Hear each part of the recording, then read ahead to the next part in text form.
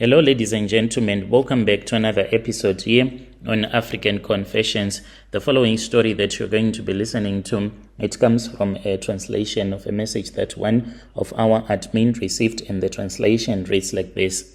You know what? Social media has killed us. I really thought that I was going to make it big. I am a slay queen, so I saw that there were other girls that were making it big on social media. Like, as a slay queen, it's not about monetization, but it is about having access to guys that have money that will be following you on your page, TikTok, Facebook, whatever, even Instagram. So those guys can come to your inbox. It's like you are trying to get some fish out of the water. And you need to do this by showing yourself out there to the world that you have a beautiful body and stuff like that. That is exactly what it is all about. If you see these girls creating pages and posting beautiful pictures at grooves and sometimes even tracking, it is not about getting followers, but it is about getting a guy that has a lot of money. And social media really killed me. Each and every day I pray to God that people that know me won't see the video that was taken by the guy that said that he was going to make me famous, even to give me a slot on YFM. It turned out that the guy, he was just a liar. He is no way near related to any program that happens on YFM. He just lied to me. So this guy, like, he's a hustler. When you look at him, you think that maybe this guy, he can get things done for you. Like, he even took me to Dubai. How was I not supposed to agree to such a person when he told me that he could give me a slot on YFM, and this was going to make me to become very famous? Look, I was not born into the streets or for the streets. I'm just a humble girl who was trying to make it big, and I just wanted to become famous, to get a good boyfriend, even if it is not a good boyfriend, but many boyfriends, such that I will never have a heartbreak in my life, and a boyfriend that has money. In short, I wanted a blesser that I was going to find through social media. Since high school, I dreamt of being on radio, and I wanted people to know me. And when I was all growing up, I had one mission. I wanted to become an influencer. I wanted to be someone that was going to be known across South Africa. I wanted guys to kneel at my feet, to beg for me, to speak with them. I even imagined guys begging for my attention and just telling the guy that you need to pay me maybe 5K if you want me to respond to your messages. That is the same message that I would send to all the guys that would speak with me. So that was when I met this other guy at a club in Rosebank. So this guy, like, he was so handsome, and he came to me, and then we started talking.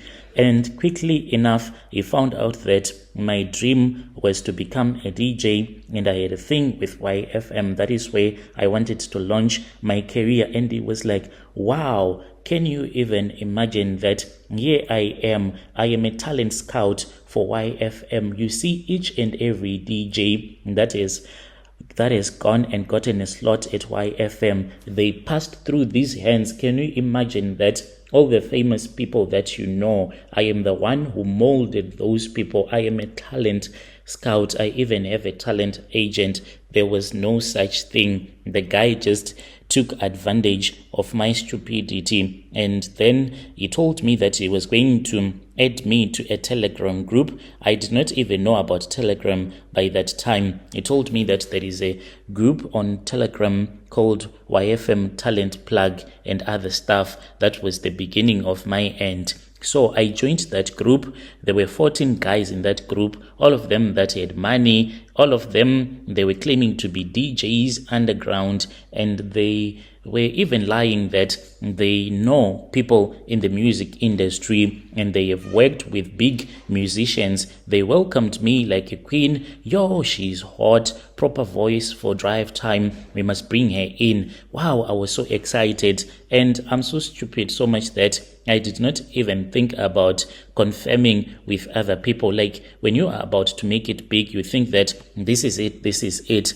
So I started getting DMs from them individually. All of these guys, they slept with me one by one. At first, like whenever they would make some unnecessary comments like, wow, I saw your pictures that you posted on your WhatsApp. That is so nice. You have a good body. I'll just blue tick. And then the guy took me to Dubai. Whilst we were in Dubai, that was when the guy told me that this was sort of like an interview, and I was supposed to show it to him that I got what it takes. He said that he was going to take a video and I was supposed to give him a BJ on the video. So that is what I did. He did not show his face and I just gave him the BJ. He kept that video, and then one by one, those guys, they started sleeping with me. They would set a camera, and then as they'll be sleeping with me without showing their faces. So I was going round and round sleeping with these guys, thinking that they were going to plug me so that I can get a slot to be interviewed for my small page that they had told me to create. They even made me to create like posters saying that this was the posters that I was going to be using to market myself after I would have gotten an interview. The first one said, come to the studio, let's record a demo. I was so excited. I did not even think much about it. The guy just gave me a location. Turned out that it was one of those studios, like a studio where you can rent it only for about an hour. So the studio was an apartment in Randburg. When I arrived, it was him, and then we started to speak. They gave me Hennessy as if it was like a podcast, said they would help me loosen up, and then that was when we started talking, and he slept with me. After that, then it kept on happening, and they told me not to worry, for I was investing in my future. I slept with these guys thinking that maybe I was going to get a slot.